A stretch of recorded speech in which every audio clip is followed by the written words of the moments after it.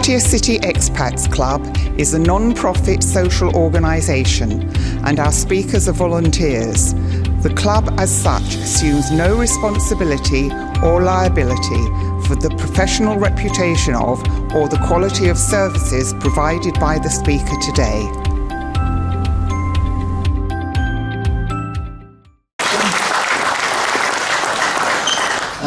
I feel like this is my second home here after this is the third time I'm speaking. Okay, so I'm going to introduce to you actual cases on forgery and handwriting for the financial benefit for anyone that does this. I hate to say this, but most of my cases are in New Zealand and in Fiji. So I've come direct from New Zealand to Fiji for a court case, and then Fiji, Singapore, Bangkok. The other thing is that in New Zealand, about a third of my cases are new immigrants. When it comes to family disputes or disputes about money, new immigrants seem to be very prominent, but I don't want to get into any racial overtones. Okay, so what we're going to do is I'll just go through just a general introduction to forgery and simulation, and that. Is it working now? Not working now. Okay. Okay, so the intent of forgery for forensic examiners is to deceive or defraud for the intention of financial embezzlement or material gain. That is the main motive of if somebody forges or simulates a signature. Yep. Okay, so there's no need to introduce to you what types of documents are forged. The main one being wills, codicils, deeds of agreement, contracts, checks, insurance claims, company records, immigration applications, tax return. Anything that involves that people think that they can gain financially from it is something that that we look at. Of course, now what we're looking at is paper signatures and paper handwriting. This is sort of now transitioning to digital format, and maybe AI is going to take over eventually. But what we're looking at mainly is the paper things. Okay, this is yeah. Okay. Yep. Just the pointer. Okay. That pointer works. No, that's not a changer. The other one is a green pointer, laser. Yeah. So it's the arrow pointing up. Goes backwards. Yeah. Oh, goes backwards. Okay. Right. Okay. So other forgery, deceitful intentions, business and club society documents, employment and rental agreements. For the purpose of financial dishonesty and deception, misappropriation of funds, or reneging on responsibilities. Often people sign a document and conveniently say that they didn't sign the document or forget they've signed the document to abscond from their legal obligations, or altered medical records to hide evidence of malpractice. For instance, this is just an example of the different documents that we look at. Okay, what's the difference between a forgery and a simulation? Okay, simulation is an attempt to freehand the imitation of the writing and signature. Basically, when you write or sign something, it should be fluent in its execution. And the human cognitive arm and brain movement, every time we sign something, there's some slight variation, and that's the complications of the motor zones in your brain. A simple forgery, no intent to mimic the signature, but simply write the name.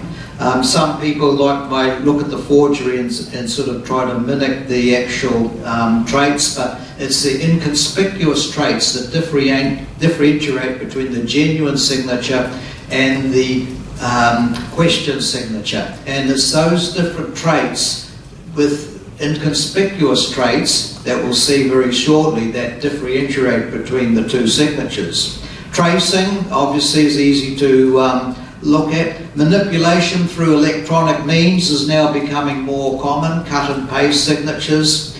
And of course, coercion or forceful persuasion. I've often seen mum or dad on the deathbed, or not seen it, but had records of it, and the family trying to coerce them, changing the will and changing the signature on the will so they benefit from the proceeds.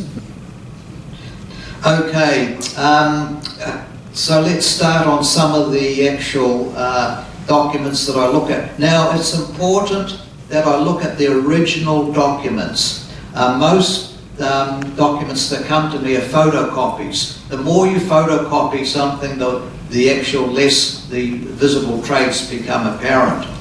Okay, this was a deed of agreement on a sugarcane plantation in Fiji. I did the report based on photocopied documents. It's only until I looked at the original document in the court in Fiji that I saw that the signature had been overwritten with correctional fluid, which you'll see on the very bottom signature there, and that sort of changed my perception about the whole the genuineness of the signature.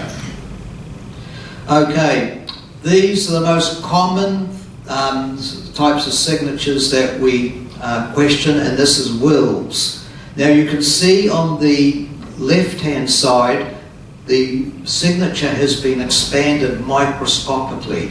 When you look at it under the microscope, you can see that the actual differentiation of the line quality and the pen pressure. When you look at it in your eyes, you may not be able to tell that. Now on the bottom signature, this is a case I've just completed in Fiji. We're waiting for the judge's decision in the courts. It's taken about 1 year to get to the courts. But I explained to the judge, have a look at the very bottom, the third signature down with the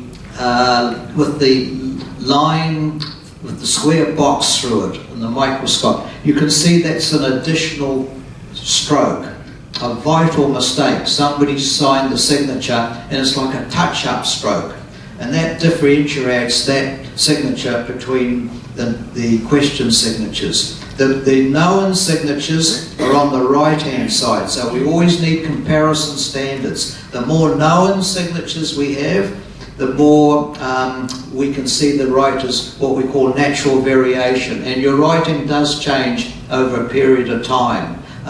So the closer your question signature is to your known signature, then we can get a better understanding and come to a better terms of opinion. But showing that to the judge, you can explain all the gobbledygook in the report, but having a pictorial image to the judge or the jury, then they'll assimilate that much more quickly and make a decision much more quickly. Remember, when it goes to court, I'm only there as the expert witness. It's the judge or the jury that actually make the final decision. And that, so anything can happen there. But usually, and in a lot of cases, only about 10% of my cases go to court because of the cost of going to court and the time it takes to go to court. Okay, we don't sign checks anymore, but this is just one of the first of many that this lady nurse was looking after an elderly gentleman, and she knew he had dementia, and she knew he had 10 million in the bank. And every week she used to write out an amount for $100 for everyday expenses. One day they came across a cheque for $100,000. He had gone on 3 noughts and put the 1,000 there. When I looked under look at the noughts on the left and the right side, you can see that the lady that wrote the noughts, usually she writes on the actual, there's a gap between the 2 zeros, but in the guilty part, the zeros are joined. So there's some part of her that's sort of a guilty feeling of writing that, which differentiated between the actual normal checks that she signs and the actual fraudulent she signs. Have a look at the signature on the bottom. You can see the owner there, or the gentleman there, has got dementia, and that's what we call a deteriorated signature. As you get older, your signature changes after a few years, and that's it's an illegible, deteriorated signature. So, okay, that's probably one reason why we don't write checks anymore, and that's just an example. Okay, now all these next actual cases. This is a contract for buying and selling land, and all it had is one initial on it. You can see the initial there on the top there with the long arrow. Looks like a T with it, and that on a document there. So basically, if I haven't got any comparison standards there, I'll go inconclusive. There's not enough traits on that signature or initial to actually say if it's fraudulent or genuine. Okay, here's one here: alteration of a notebook while in police custody. Often the police will take notes, or the person in custody will take notes. They wanted to know if those two authors were the same or different. They suspected the police may have changed the person's who was in court or in custody, changed the actual declaration. So I compared the two scripts there, and you can see the actual triangles and circles and square boxes are very much the same traits.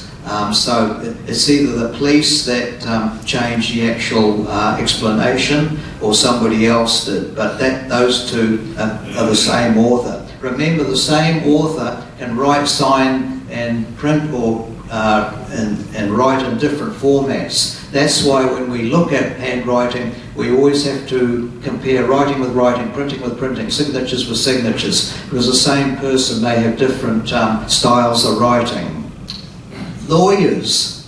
Anyone here a lawyer?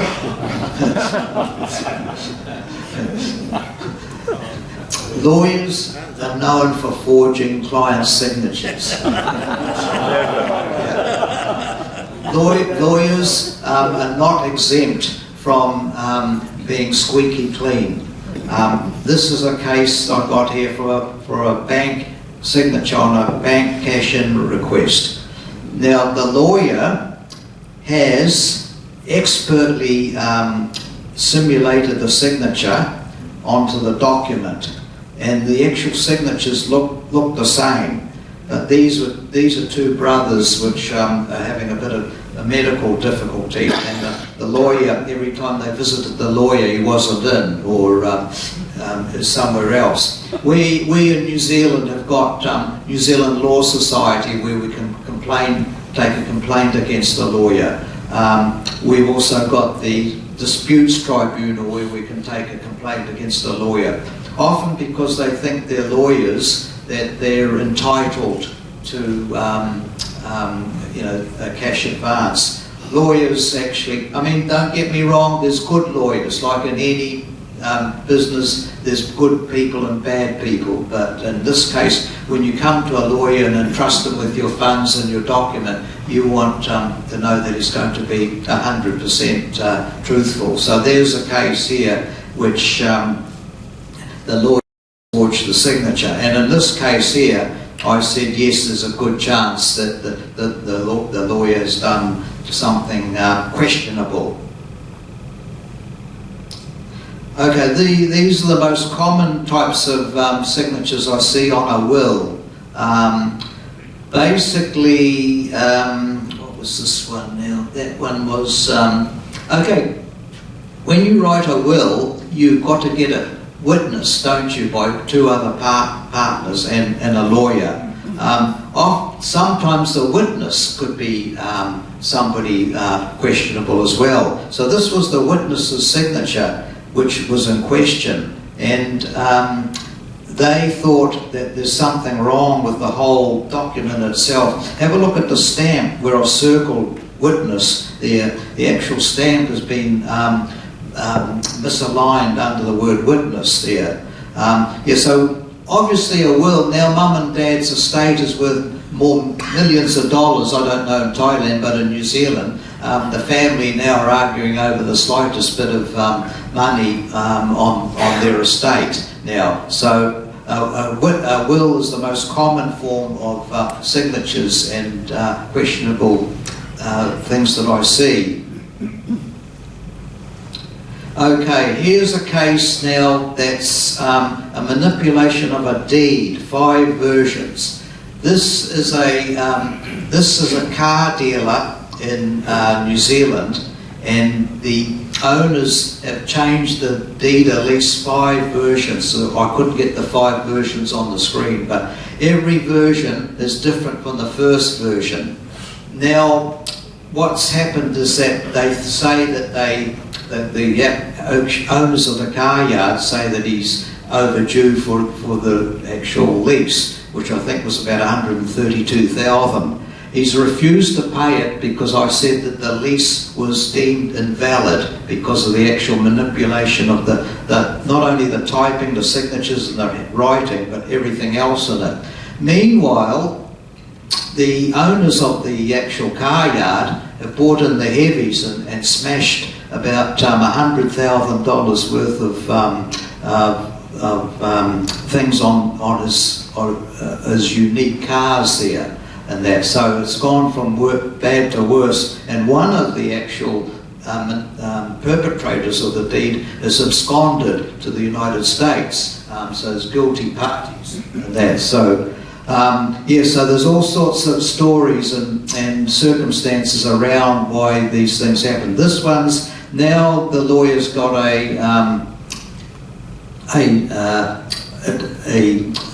summons for them to appear in court. That wants to go to court. I not only said that the deed of lease was invalid, but they took it to another computer and document examiner who examined it under infrared light and said that the whole document has been manipulated in such a way that none of the deed of lease is valid, and that it's actually quite a complex and quite a sad case. Anyone here getting married again? Okay. These are other things that I see. Offensive words on a marriage dispute. This is something you can see on the left-hand side. Offensive words. I think the wife came to me and said, is this the same person as my normal writing, which is on the right-hand side? And I said, probably. When you write something offensive or obscene words, you're going to try and disguise your writing or try and remain anonymous. In this case, he got her cookbooks out and wrote all these anonymous words. So when she opened the cookbooks up, these words appeared. So these are the things that can turn nasty and malicious as well. Okay, how clean is this club for the club president embezzlement of funds? Anyone, I hope this club is squeaky clean, because clubs are also subject to expenditure and embezzlement of funds, especially the secretary, the treasurer or the president, which has access to the funds. You, for instance. Treasurer, I'll turn your mic off for this. Okay. Well, we won't blame anyone here, but what's happened in this case, this is a table tennis club here, and all of a sudden they saw the president driving around in a brand new car, Mercedes, and they're wondering where he got the money from. And then they looked in the bank account, and then the bank account had been siphoned dry. So obviously they wanted to know the signature on the actual left-hand side is the actual authorization from the president. Usually when a club pays for something, there's got to be 2 signatures, isn't it, for authorization, and in this case here, his signature is the one that I've circled here, and his Noan's signature, which the club committee managed to get to me, was on another piece of document there. So I said, yes, that is the same person, the club president, that's misappropriated the club funds and that. So I'm glad to hear this club is squeaky clean in that sort of scenario. Right. Okay, other things we see: forged signature on a trespass notice to vacate the property. If you have a dispute with your landlord or the owners of the property or something like that, then you might get a trespass notice, maybe because you haven't paid the rent, or there's other variations. We think that this signature here is different. The Q1 is vastly different from K2, which is the normal signature on the actual right-hand side. Obviously, this signature on the question signature here hasn't got many traits to go on. It's just a sort of a circle with intersections and things like that. But I think what I said, there was enough here to say that the trespass notice was invalid and false. And that, so that if you're suspicious of anyone like that, you need to get it checked out. Okay, anyone here getting divorced again? Nobody. Okay, well, no one here is getting married again, and no one here is getting divorced again, and the club president's not embezzling the funds there. So I think we've got a good, a squeaky clean club here. Okay, forged signature on an application for dissolution of marriage on a divorce. Obviously, the husband has forged the wife's signature on the actual application for divorce. Now, when you're married, you get used to your partner's signature, and then you'll be able to simulate it in such a way that it may look genuine and that. So I said, yes, that is that signature there is very much similar. The question signature and the known signature is very much signature. So yes, that the husband did forge or simulate the wife's signature on that dissolution of marriage divorce, which she didn't know about until she received the documents and that. So there's all sorts of disputes and that. Okay, another one here. Question signature on a termination of a deed of lease. If you're questioning something, if you're leasing something like that, you may have to question the signature. The signature here is quite a complex interchange of actual intersections and loops, things like that. So basically, I said that it was the same signature, but I put limitations on it. Obviously, I put a lot of limitations on my opinion because there may not be enough exemplars or comparison standards. There may only be photocopies of things. As I said, I need to see the original signature. So when we actually give an opinion on something, we go in a scale of actual evidence that with the international organisation I belong to, from conclusive to highly probable, probable, some indication, and inconclusive. I'll never go conclusive on a photocopied document, because if it ends up in court, I could be only cut down to ribbons by the opposition's lawyer, which is their job to actually try and discredit me. So I've got to actually have a backup or give a prudent or cautious opinion based on what is presented to me. Even though you as the customer are actually paying me to look at your question signature or your document, my opinion is not going to be your expectation. If I think what's on paper, the evidence on paper, is not what you're expecting, then I'll put that on paper. Obviously, a lot of customers will come up to me, or clients will say, well, can you change that, put it up another degree of percentage or more probability? I'll stick to my guns and say no. Then they might think, well, I'm not going to pay you for the balance, sort of thing. But I need to actually be quite guarded and prudent on that part as well. So a cautious opinion based on what's actually on the actual document itself is much more satisfying rather than going 100% conclusive. Okay, anyone here stolen any goods from the company that they work for? Or diverted goods from somewhere else?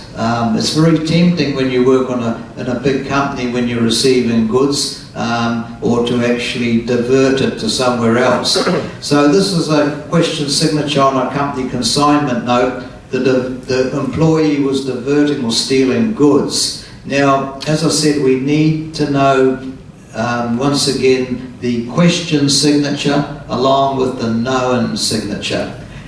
And I said in this case, yes, it's most likely to be the same person that's actually stealing the goods. The signature's very much got very much similar traits to it in actual proportions and pen lifts and terminal strokes. Really, there's some variation in it. Once again, these are photocopies, and with photocopies, it's important. I can't see the line quality and the pen pressure patterns as much as I can on the original document. So once again, yes, this employee, I don't know whether he's got his job, but but obviously the management have picked up where the goods have gone missing, and this is another case of a question signature on a document. Okay, obviously when you have a bank facility and somebody else has authority to operate your bank account, the bank will have the signature on their records. In this case here, the signature is the same, but really it's just a scribble, isn't it? It's just an unintelligible scribble, and it's I think there's something, I need to see more exemplars to actually know the variation on that, but anyone can do that.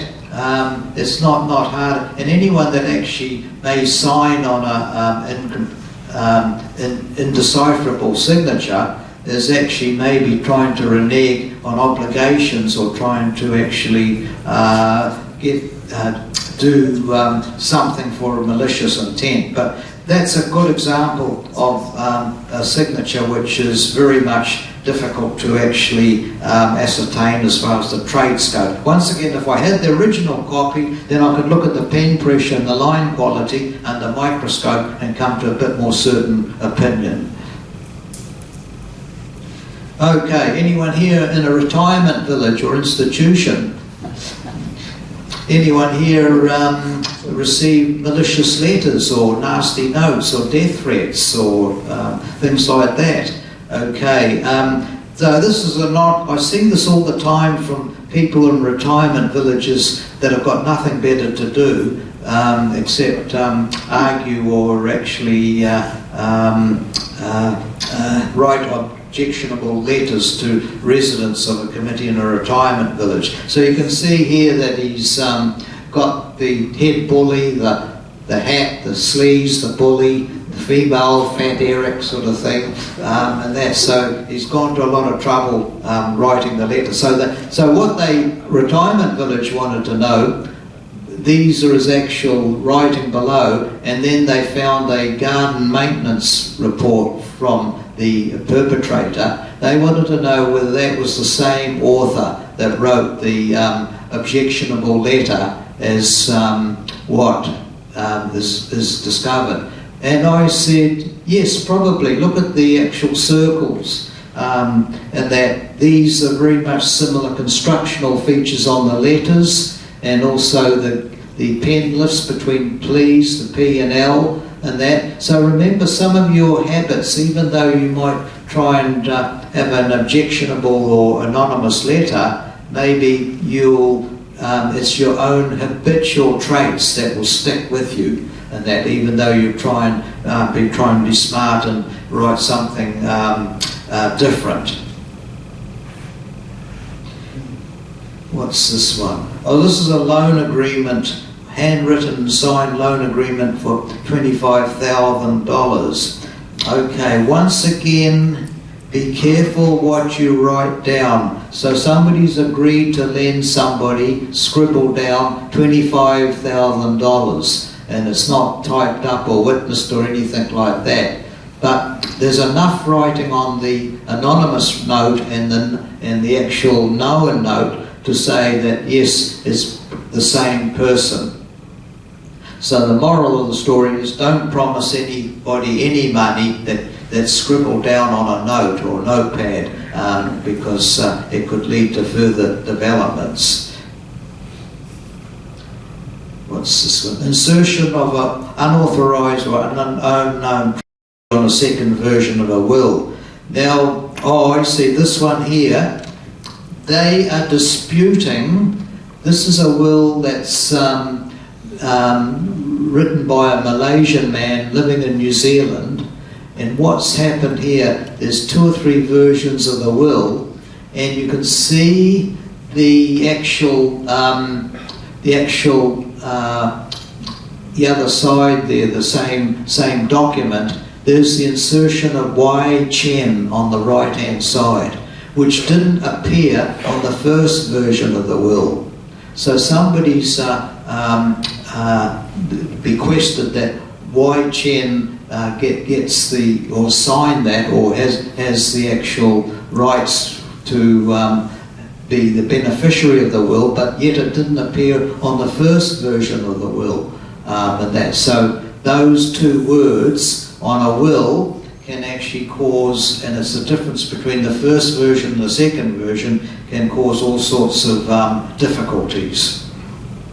Remember, in a will in New Zealand, it usually takes 6 months before it's actually executed, so somebody can actually have a right or reply or thinks that they're entitled to some part of the actual estate. Okay, disavowal of a signature and accusation on a forgery on a guarantee lease scheme. Okay, so once again, we've got the question signature and the known signature. Okay, a lot of these documents have many signatures and many witnesses and things like that. Those 2 signatures are from the same person. Now, if they're new immigrants, I'm also asking if English is their first language, because new immigrants might change their writing style or their signature style and that. So yes, that's the same person. Okay, once again, 4 signatures on a property rental agreement. As I said, English is the client's second language. You can see the signatures you can hardly make. They're a little bit indecipherable and very hard to, difficult to make out. But once again, that was an opinion that you can see the actual pen pressure and the line quality are different, but that's only because I had the photocopy documents. So there's a difference between the two signatures there, but I can't remember, but I said that's probably the same person, probably, although I didn't say 100%. Okay, anyone here have medical records that need to be verified?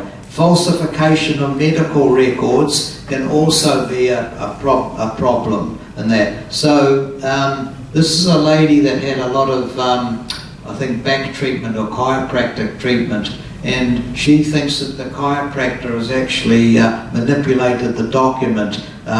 So I needed to get the known one and the actual question one to actually verify whether it had been manipulated. And that. So so that's another problem with medical records, and that can be used for question signatures as well. Okay, again, denial or forgotten signing on a company formation document. People obviously sign something, or they've forgotten that they've signed it. It's probably because it's taken a while, the memory fades and that. So when it comes to obligations or reneging on responsibilities, maybe they've denied that they've forgotten on signing the document. On the right hand side there is a New Zealand driver's license for an actual exemplar. Usually driver's licenses and credit cards are not good exemplars for comparison standards, because your signature is compressed into a very small space, so the pen's not free to flow in what's given there. Okay, lots of disputes and employment practices. Once again, question signature on an employment agreement. Somebody says that they signed the employment agreement and the other one denies that. In New Zealand we've got a employment relations authority which you can actually go to and actually dispute any employment disputes. On this one there, the signature does look the same at first glance, especially with the cross stroke through, but there are subtle differences in that. And as I said, the more known signatures I have for comparison standards, the much higher opinion that I can actually gather. Okay, that was the last slide. Okay. Thanks for listening. I hope you'll never find yourself in these challenging situations. But remember, there's no boundaries when it comes to human financial greed or malicious paybacks and that. And that's, I suppose, what keeps me employed. As I said, I'm trying to retire, but the work still comes in. There's only 2 of us in New Zealand that do this sort of work. And I am training an apprentice now. And that's so gradually my profession may be on a little bit of a decline because AI now is starting to kick in, but in the meanwhile we're still dealing with documents that have been signed in the past. Okay, thank you.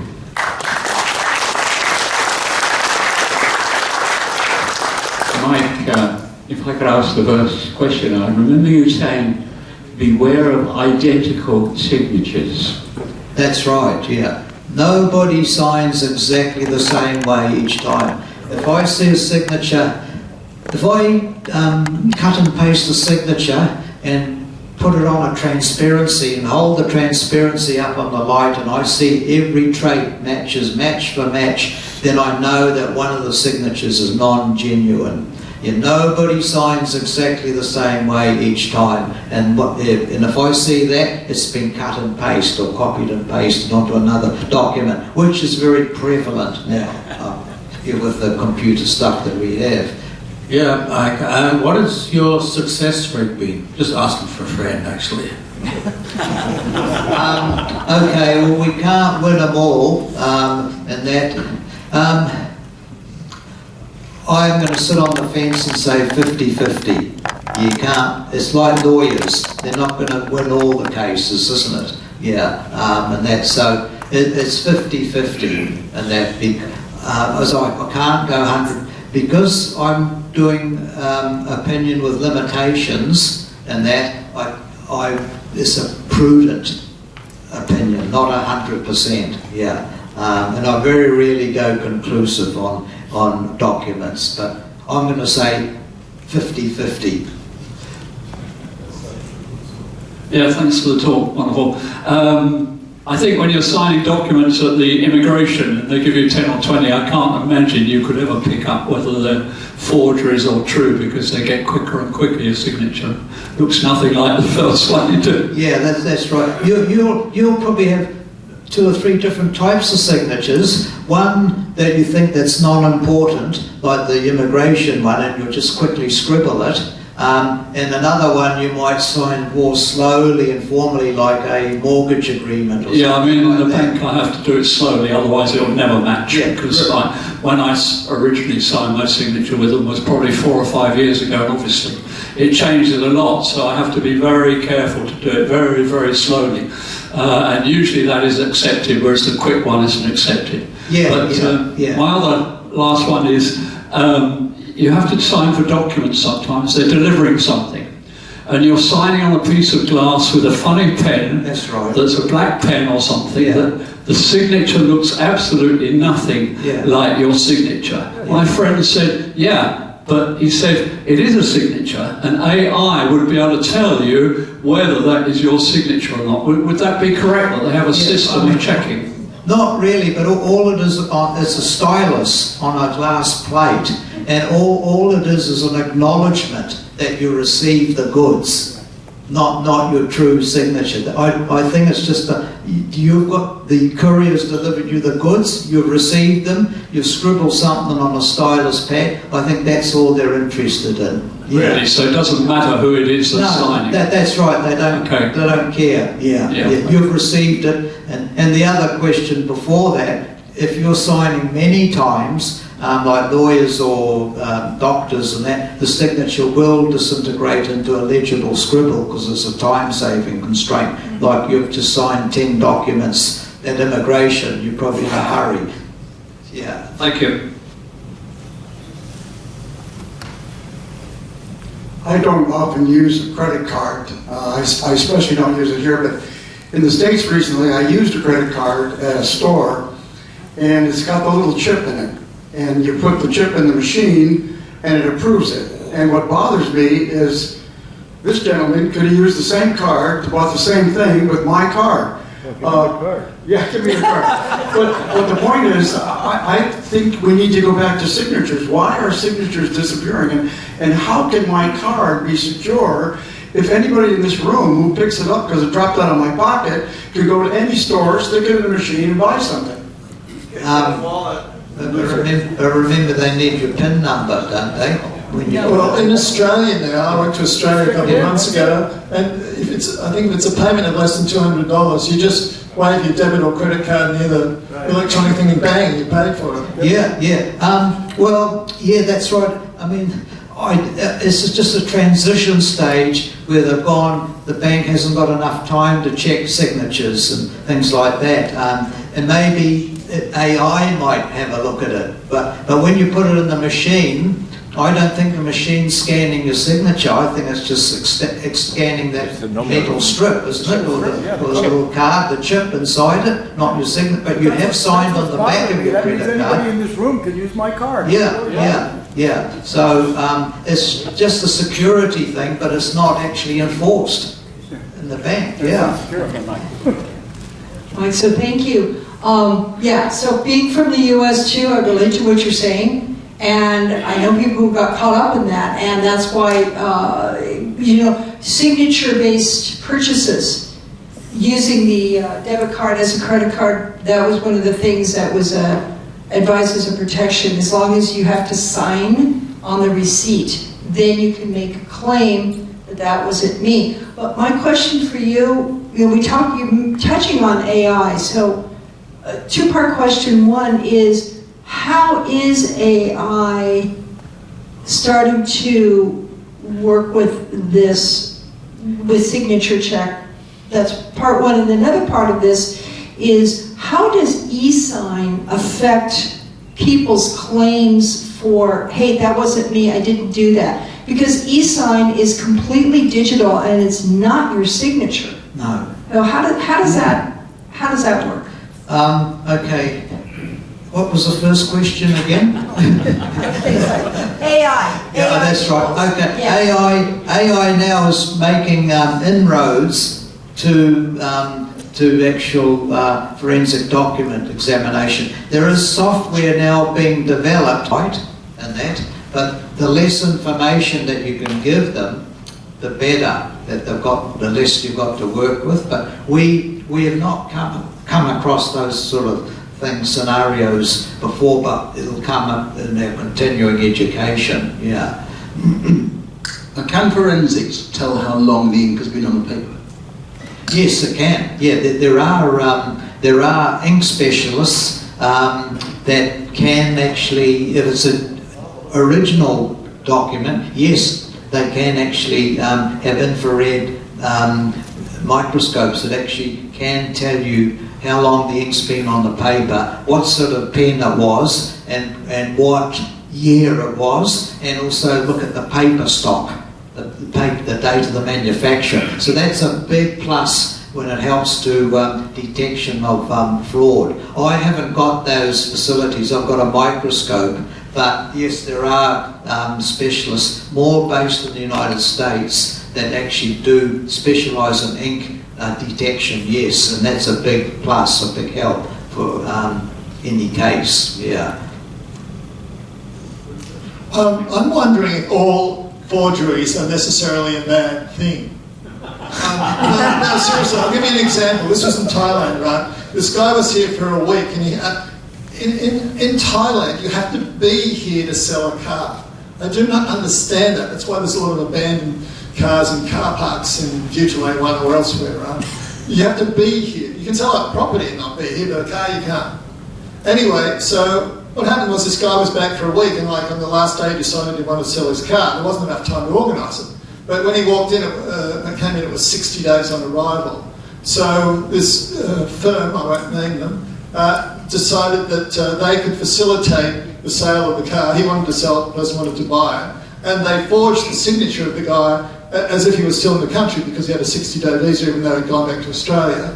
And so it actually was a forged signature that did what both parties wanted. Is that to speed up the transaction? Well, otherwise he would have had to fly back to the country just to sign the form that he wanted to sell it. Okay, as long as it's not disputed, yeah sure. Yeah, you could, if the signature's not in dispute, if the car dealer or whoever says so, yeah, that's okay, and it's passed through and it's not disputed or questioned, sure, yeah. So there you go. Maybe forgery, maybe there's a place for forgery occasionally. It involves speeding up the transaction to bypass the bureaucracy. Yeah, exactly. I'm not trying to encourage it, but... The other interesting case, I remember my father had a massive stroke. He was paralysed on his right-hand side. So signing his signature was really difficult. But somebody from the law firm came and, he had a couple of attempts at signing his signature, and she was very good. It was for me to be put in power of attorney because he needed somebody to manage his affairs and things, and she said, oh yeah, I can see you tried to form an S properly here, and so, but I don't think it would have passed your scrutiny, but again, that was actually a good thing. Yeah, yeah. Kelvin. Kelvin from Taja Blake Law. Just a few things, like New Zealand and Thailand are different in that everything here is translated Thai to English. So just I'll take a minute or so. Thailand has a law society to take care of disputes with lawyers and things like that. So if you've got a complaint, just drop a line to the law society and they'll try and sort things out to you. Auto pen, have you heard of auto pen? Yes, yeah. Interesting case in America where the US pardons many based on auto pen. So let's not get into the politics, but that's a case which you might have a lot of interest in. Yeah, I've seen it in operation. Yeah, every signature was the same, and that's forensically how they found out what was wrong. Yeah.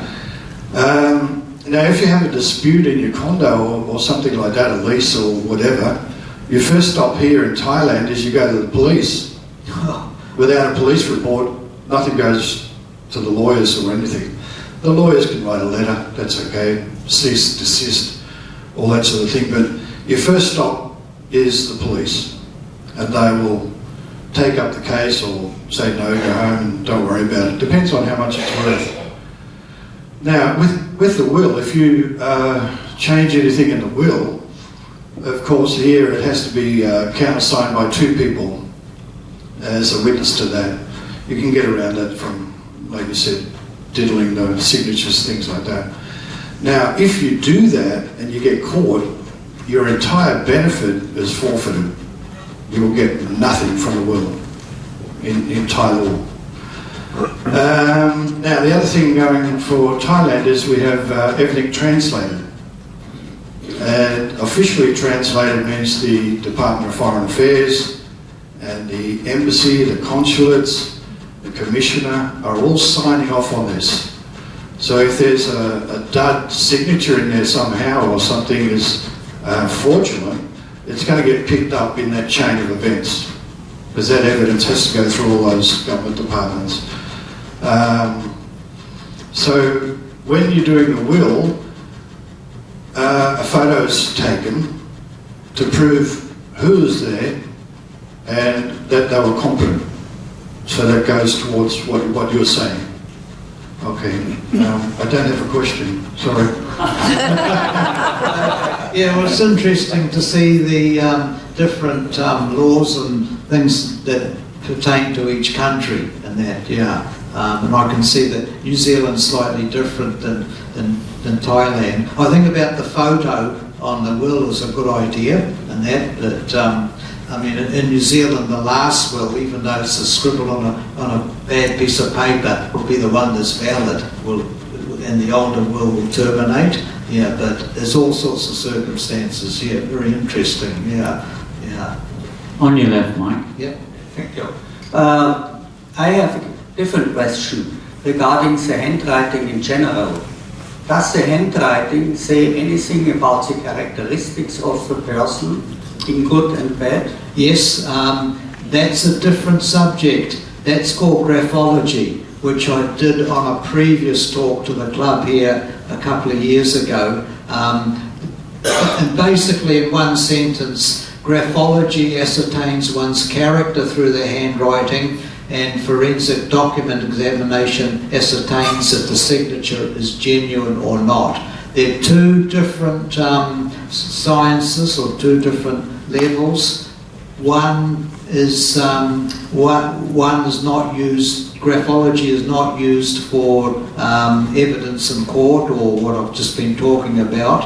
But graphology is different. But they both use the same component traits of the English language, but for different purposes. Yeah, graphology is a whole new subject. And yes, I can ascertain, looking at some of the signatures that we've just seen, I can get an understanding of that character of that person looking at the signature. But I don't mention that in any of my reports because the judicial system may think that graphology is under the occult, or it's sort of it's not a scientific way of proving things, and that. But that's a separate subject, and most forensic document examinations have got a background of graphology, and it just gives you that understanding of that person's character, but without putting it on paper in an actual report. Yeah. Right here, Greg. Yes, you were talking about how in the U.S. a signature is not required when they use your card, and I have a personal experience in this where I saw a charge on a credit card, a large charge that I know I didn't make, but my bank, as soon as I disputed with my bank, I'm immediately credited the amount, and it's on the merchant to prove that I made that purchase. So before long, I'm getting an email from Target asking me, is this you making the purchase? So they had on CCTV the person actually using my card making the purchase. And in this case, it turned out to be a boyfriend of a relative. A relative of mine had stolen the card from my home, and that's how that happened. But I think that what was said here earlier, what's most important is personal diligence and making sure that you check your statements and making sure that if anything shows up that it's not kosher, you immediately report it. I think in today's environment, you've got to be 100% aware and updated on commercial and business and different transactions now. You know, we've got to be more aware of things can go bust or go to custard sort of thing. So yeah, it's we just got to be more aware than we were previously on all these things. Yeah. Something you brought up, you mentioned signatures in English language.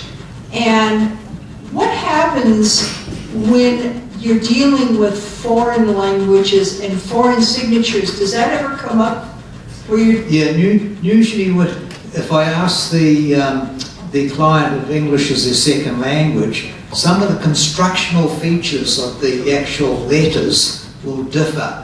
In the middle of the signature may be their own constructional features on their own language that's incorporated into their signature, which is a habitual trait. So I've got to actually know the circumstances, and yes, that can happen with new immigrants. Yeah, their own habits. Yeah, so I need to know that. Yeah. Yeah, and you mentioned that's what you were talking about, is if English is or is not your first language, and they are signing or attempting to sign in English. Have you had any experiences where the signature, the entire document and the signature in question has not been in English and it has been written in a native foreign script? Yes, yeah. And what happened? How did you deal with that? I usually have to take it to an interpreter. Yeah. For instance, if I get a lot of Chinese signatures or the characters or signatures written in Hindi or other language, I take it to an interpreter to get a second opinion. Yeah, I don't try and attempt it myself. Yeah. Good point. Yeah. John? Oh, mine. Yeah. We've already had some dealings, so yeah, we have. Yeah.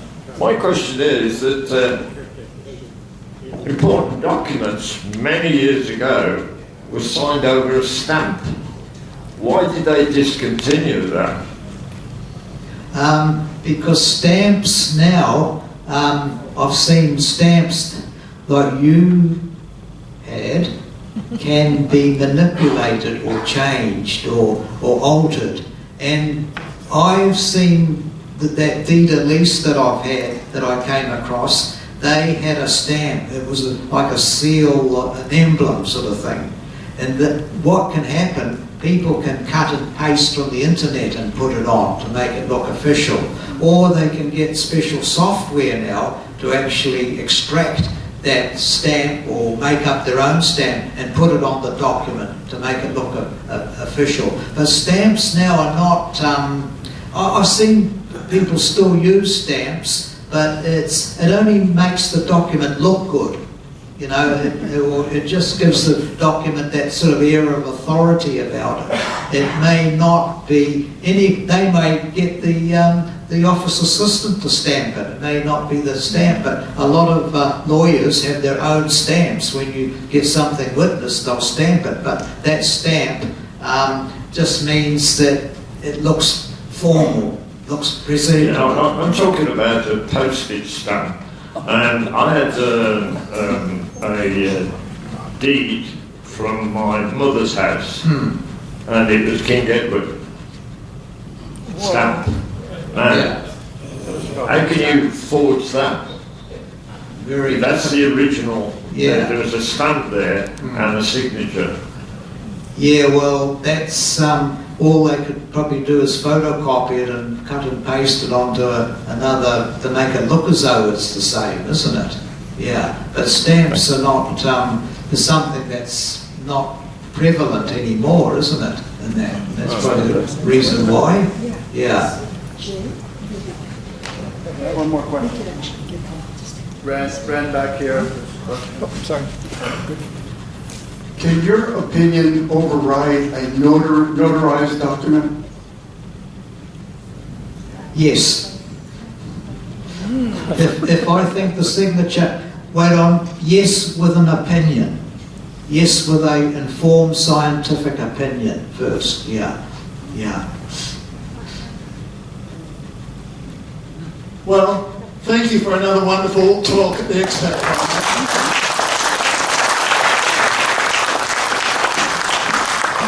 We do have a small token. You've got a collection going now, Liz. This is not a forgery, okay? Are you sure? Thank you. Okay, thank you. So I think, you know, basically every year he comes in. How long do you usually come to Thailand in a year? Well, this time it's the 2 months, 60-day visa. Right. Yeah. So next time when you come back next year, we want to get you back again to talk about, you know, the analysis of handwriting. Maybe people can submit a few examples. Okay, well that'll be more interesting than I can ask. So I think this was pretty interesting. If he's oversexed or not. Yeah, there you go. I'm not going to submit my handwriting. All right, thanks again, Mark. It was great.